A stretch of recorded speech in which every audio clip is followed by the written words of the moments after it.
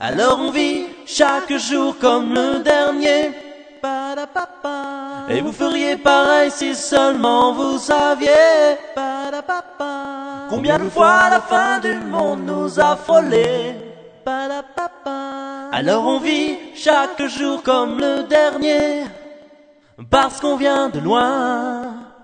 S'il a fait surfer des milliers de Français sur cet espoir, et qu'en fait cet espoir est vain, et qu'en plus il peut tuer des gens, et c'est extrêmement grave. Mais la responsabilité qu'il endosse, je ne sais pas s'il en a la mesure, la responsabilité qu'il aura à endosser, après coup, après crise, quand on aura le fin mot de l'histoire, s'il a fait naître un espoir, s'il a fait surfer des milliers de Français sur cet espoir, et qu'en fait cet espoir est vain, et qu'en plus il peut tuer des gens, et c'est extrêmement grave. Et je pense que ça causera du tort à toute la communauté scientifique, et il ne le mérite pas. Il y a beaucoup de chercheurs qui travaillent, y compris sur d'autres médicaments, sur d'autres processus qui pourraient éventuellement apporter des réponses. Si vous voulez bien, on aura l'occasion. J'ai un immense respect. Je me permets comme une réponse. Je termine, je comprends, mais... J'ai un immense respect pour la recherche, et je ne veux pas que ce soit tel qui en sorte abîmé, parce que l'un aurait fait une séquence de communication malheureuse.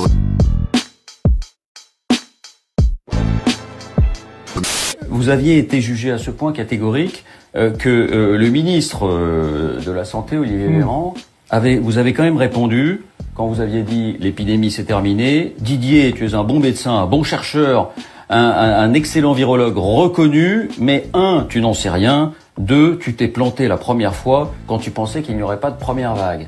Donc voilà, Olivier Véran, moi, je commente pas non plus jamais ce que disent les gens. D'abord parce que je veux pas être désagréable. En plus, il a l'âge d'être mon fils, donc j'ai beaucoup d'indulgence pour lui, si vous voulez. Il y a 4 études qui trouvent que l'hydroxychloroquine ne marche pas. Toutes les 4 sont faites que sur du big data. Il y a des gens qui n'ont pas vu de malades.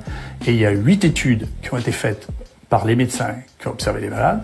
Il y en a 7 sur 8 qui trouvent que la chloroquine est efficace. Avec des groupes témoins? Oui, bien sûr, que des études comparatives, bien sûr. Ces derniers mois? Oui, mais depuis quand voulez-vous que ça a commencé cette année, quand même. Donc, mais pourquoi vous n'avez pas mené une telle étude? Avec un groupe témoin, et avec un placebo, et puis avec un groupe que vous traitez avec votre traitement? Mais parce que moi, écoutez, je vais vous dire, encore une fois, vous ne pouvez pas comprendre ce que je vous dis.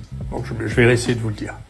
Mais à travers moi, c'est aux gens que vous vous adressez. Et qui se demandent pourquoi vous n'avez pas fait cette étude randomisée, comme on dit. Non, détrompez-vous, les gens ils pensent comme moi. Vous croyez qu'ils pensent comme vous, mais vous vous trompez. Ils sont divisés. Non, détrompez. Vous voulez faire un sondage entre vous et moi? Non, mais moi je suis pas de la partie. Moi je ne fais que poser des questions. Vous voulez faire un sondage entre Véran et moi pour voir qui y croit?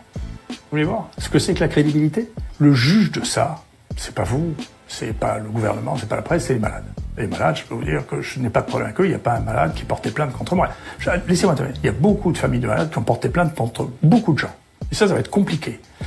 Pas contre moi. Donc, les malades, ce que vous racontez, c'est pas inintéressant, mais moi, je peux vous dire le nombre de centaines de gens qui sont venus de Paris pour pouvoir se faire tester et éventuellement traiter ici. Laissez-moi terminer. Ça, c'est la première partie de mon métier. Moi, j'ai plusieurs métiers.